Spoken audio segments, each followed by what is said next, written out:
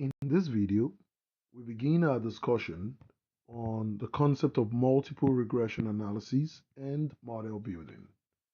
To get things started, let us consider a motivating example which helps us to put in context the idea of going from simple linear regression analysis, which we considered earlier, to multiple regression analysis.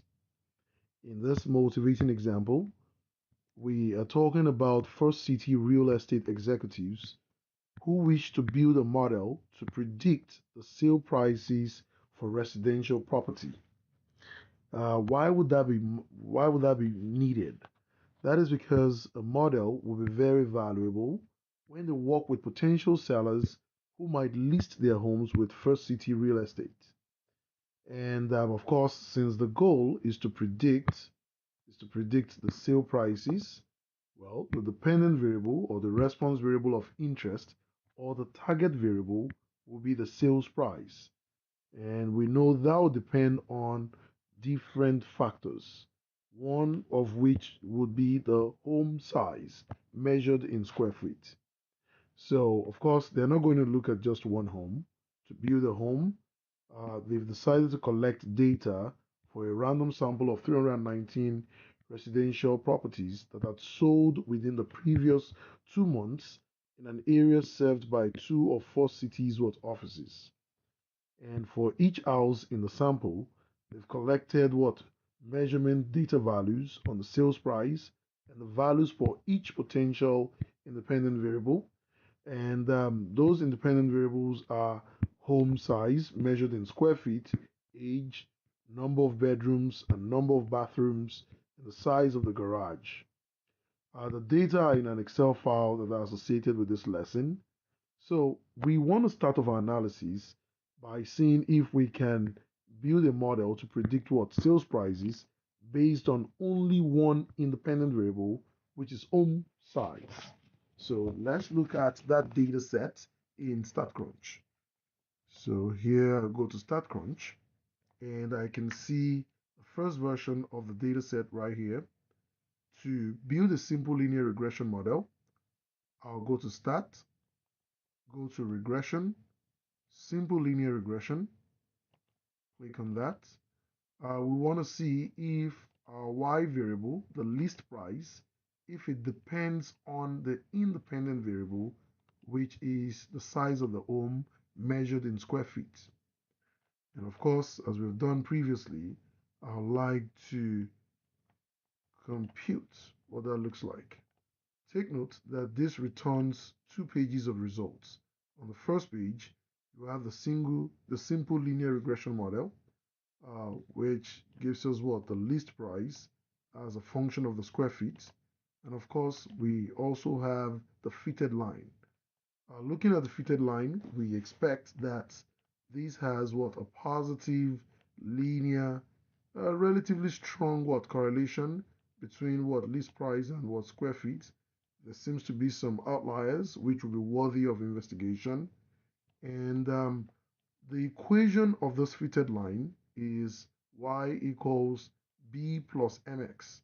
In other words, the intercept is 3989,838 plus 75.695124, which is the slope times x. Let's go back to the equation itself right here. So I've copied the results and I have it on our notes here. So this, of course, tells us that we're looking at the predicted value of y is equal to what? M, and then this is our x, and then plus b, the intercept. Of course, we have a strong correlation coefficient here. And the r squared, the percentage of the variation in the response variable that can be explained by the independent variable is about 55.9%, about 56%. That is sizable. And you also have the estimate of the error of the standard deviation there. So in this case, what I would like to point out is that I want to show that we're going from simple linear regression, which is indicated or characterized by the fact that you have only one independent variable. So we have one independent or explanatory variable.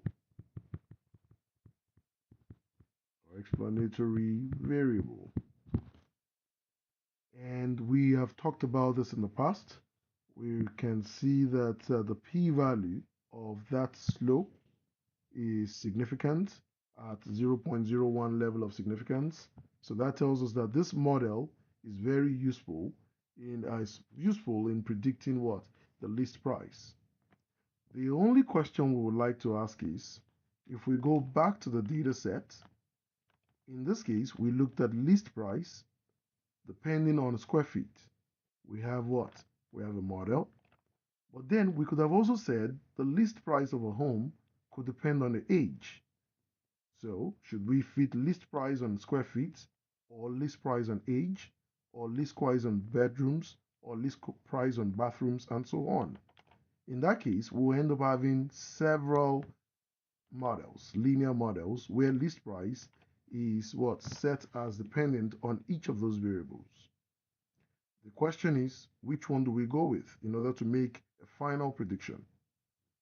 So our goal is to establish the idea of when multiple linear regression will be better. So instead of fitting separate what? Linear regression models for each predictor, a better approach is to extend the simple linear regression model so that it can accommodate more than one predictor or more than one independent variable. In which case, when we have multiple predictors, then we're talking about moving into multiple regression analysis. And of course, when we had only one what? Independent variable, which is square feet in this case, it has what? A slope associated with it. So if we're having multiple predictors, we're going to have what? Separate slopes, coefficients, all bundled in a single model. And that naturally leads us into the concept of multiple linear regression model. To start off on multiple linear regression model, we ask, what is the form of the multiple linear regression model? This is expressed here as y equals beta naught. This is the intercept, the population's regression constant. And then you have beta 1, which is what? The regression coefficient for the first independent variable. And beta 2 is the regression coefficient for the second independent variable. And this can go to any number k of what? Independent variables. Of course, there will be the random noise, which is the model error. Okay, so let's revisit the data set once again. So this time, if we're going to fit a multiple linear regression model, we're going to fit linear least price as a function of all of these variables, all of these independent variables at once. Okay, with that said, let's read the concept. Let's revisit the context again. Remember that the goal is to predict what? List prices or sales prices based on the independent variables, square feet, age, number of bedrooms, number of bathrooms, and size of garage.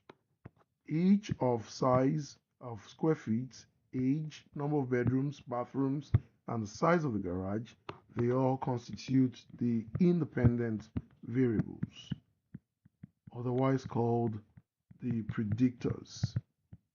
And what do they predict? They are useful. The measurements on each of these variables are useful for predicting what the sales price of a home would be. So we are going to try to fit a regression model, precisely a multiple regression model, to predict the appropriate selling price for a home using all of these independent variables. The first step will be to carry out some exploratory visual analysis, where I am looking, for instance, at least price as a function of square feet. We saw this earlier. This shows that we expect that as what? We expect a slope that is positive, a slope coefficient that is positive. What about for list price versus age of the home? This would be a negative what? Slope. What about for list price versus bedrooms? We expect a positive slope. What about list price versus what? Bathrooms? We also expect similarly a positive slope. And then for list price versus garage, also a positive slope, where positive slope indicates that the higher the what? The independent variable or the predictor, the higher the what? The list price. Now, we might also be interested in how strong is the relationship between the list price and each of the what? Each of the independent variables. So I'm going to construct a parallelogram which would provide the correlation coefficient of list price versus each of the independent variables. As of this, we have the list price versus square feet standing at 0.75. That is positive as expected, going back to the slope. And we also have next the list price versus age, negative 0.49, bedrooms, bathrooms, garage. Our hope is that by combining all of these factors, we're better able to explain the variation in the list price of a home. So how do we generate this in StatCrunch? If we want, we can go to StatCrunch, and for each of the graphs, you can go to scatterplot and indicate your response variable, which is list price. How does it depend on the square feet? And we would like to overlay a polynomial of order 1, which means it's a linear polynomial. We'll let StatCrunch find the best line, aka the best fit. And we can compute that. We have this piece. And once we're done with the first one, we can edit, go back here and select age. So this time list price versus age. And let's see the relationship. This is a negative relationship, and so on and so forth. This will be a very useful visual exploratory analysis to begin work. Now, having completed that, we might want to look at the correlation coefficient of each of these independent variables relative to the response variable, which is the list price. So we can go to summary stats for what? Columns, and we want to look at correlation. And you can select all of the what variables here. And I have age, let me make sure of that. Okay, I'm selecting more here, more than I need. So I only want list price, square feet, age, bedrooms, bathrooms, and garage number. And we can pick a couple of things here. You can do the p-sided value, and I would like to show the parallelogram and compute. So this will give us the correlation coefficient of each variable with pairwise correlation coefficients. So I have for list price versus square feet, you have this value. And on this is page 1 of 2. So I can go to the second page, and I have a more visual color picture of the parallelogram. The stronger the stronger the correlation, or how close it is to 1, the denser the color, either in the positive direction or in the negative direction. So we have that.